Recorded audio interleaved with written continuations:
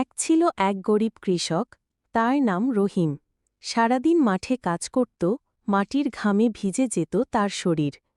কিন্তু তবুও হাসি মুখে কাজ করত, কারণ সে জানত এই মাটিই তাকে বাঁচিয়ে রাখে। এক বছর বৃষ্টি একদমই হল না।